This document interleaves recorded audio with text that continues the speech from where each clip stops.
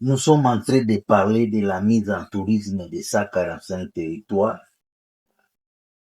et nous vous avions parlé de 165 postes frontaliers que nous pouvons développer pour que l'État puisse avoir de l'argent afin de faire fonctionner l'administration et répondre aux besoins primaires de la population. Nous sommes en train de vous dire que nous devons enseigner les enfants dès l'école maternelle, primaire, secondaire, par simulation, comment ils peuvent transformer les potentiels de la République démocratique du Congo en argent. La question qu'on nous pose, pourquoi la RDC n'a pas des avions? Pourquoi la RDC, le transport aérien n'est pas développé? Et actuellement, l'aéroport de Goma ne fonctionne pas. Ça fait maintenant plus de 9 mois que la population ne voit pas les avions. À Bukavu, même chose. Et nous pensons que c'est normal. Nous sommes en train de vous dire que derrière les institutions, c'est du business qui se cache. Alors, il faut enseigner à nos enfants les business dès le bas âge. Il faut leur dire l'importance. Parce que lorsque l'État n'enseigne pas comment on se retrouve dans les business, dans les services publics de l'État, ce sont des conséquences des guerres, des soulèvements qui vont s'en suivre. Vous devez savoir que l'aéroport de Goma, c'est un aéroport international. Lorsque vous lisez les ouvrages, nous recevions des avions de Burundi, Kigali, Tanzanie, Ouganda, partout dans le monde, Kenya. Mais actuellement, c'est impossible parce que nous n'enseignons pas correctement. J'aimerais vous faire comprendre que derrière les institutions de l'État, c'est du business. Pourquoi chaque province de la République démocratique du Congo a des difficultés à avoir des avions? Normalement, nous devions avoir Air Ituri, Air Bazouele, Air Ouele, Air King, Air Lualaba, Air Katanga, Air Tanganyika, Air Boende, Air Congo Central, Air Kinshasa, Air Chok, Air Sankour, Air plus de 25 compagnies aériennes qui devraient servir toute la République démocratique du Congo. Normalement, nous avons plus de 200 aérodromes, 6 aéroports internationaux, mais actuellement, qui fonctionnent au ralenti. Mais j'aimerais vous faire une réflexion, de vous montrer que derrière ce que nous voyons par apparence, c'est du business. Parce que je vais vous montrer que les prix des avions des aéroports internationaux et les prix que la CAA, la seule compagnie qui faisait payer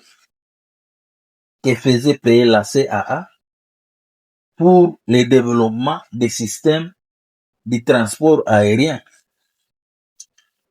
Et ensuite, nous allons tirer des conséquences. Je vais vous montrer ce tableau pour que vous puissiez enseigner à vos enfants que l'importance des transports aériens et le business qui se cache derrière. Parce que c'est ce qu'on nous enseigne pas et la population ne sait pas comment il va se positionner par rapport à l'État. Vous devez savoir qu'il y a des avions au niveau international, des grandes compagnies, Fly Dubai, Kenya Airways, Ethiopia Airways, KLM, Rwanda Air, Air Maroc, Fly Emirates, Turkish Airlines, Air Royal, British Airlines. Mais malheureusement, la RDC n'a pas de compagnie internationale, alors que la matière première provient en RDC. Mais les transformer en produits finis comme des avions, nous sommes incapables. Donc l'automatisme qu'on met dans les tableaux de bord, dans les moteurs, les capteurs, la matière première provient en République démocratique du Congo, mais les transformer en produits finis, nous sommes incapables. Mais à part cela, même si nous sommes incapables de faire des avions, nous pouvons avoir des compagnies internationales qui pouvaient œuvrer en République démocratique du Congo. Mais nous ne sommes pas capables de nouer de bonnes relations pour que des grandes compagnies américaines, britanniques, français, japonais, chinois puissent venir en République démocratique du Congo et investir dans les transports aériens pour que les coûts baissent. Mais comme vous allez le voir, en RDC, nous n'avons pas assez des avions. Nous avons une grande compagnie, CA, mais actuellement qui fonctionne à dents de scie. Nous avions Congo Airways, nous ne savons pas ce qui se passe. Et regardez les prix. Kigali, Dubaï, c'est $300 aller-retour. Le nombre de kilomètres, c'est 4066 kilomètres. Kigali, Pékin, 1240 aller-retour. Pour des kilomètres, 6368 kilomètres. Kigali, Bangkok, $1050. Sur des kilomètres, 6942 kilomètres. Mais en RDC, Bukavu, Kinshasa, $990 aller-retour par CA sur 2000 km. Goma, Kinshasa, 1330 CA sur 2660 km. Goma, Beni, 270 sur CA sur 334 km.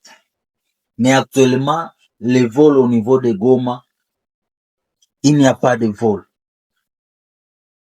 Si je vous ai montré cette réflexion, c'est pour vous dire que derrière les aéroports internationaux, il y a de l'argent qui circule, des millions et des milliards. Et grâce à cela, il y a des gens qui ont des emplois. Je vous ai montré les statistiques amères. Sur 12 millions de Congolais, seulement 1 million ont des contrats valables qui leur permettent de nouer le début du mois. Mais les autres 11 millions, ils vivent du débriadisme. Mais malheureusement, avec la guerre, c'est très difficile, même les débriards, de se retrouver. L'or qui se trouve à Walikale, les cassitérites, les diamants à Bukavu, comment cet or va atteindre les marchés internationaux alors qu'il n'y a pas de vol? Les touristes qui veulent venir au niveau de Goma, au niveau de Bukavu, où est-ce qu'ils vont passer?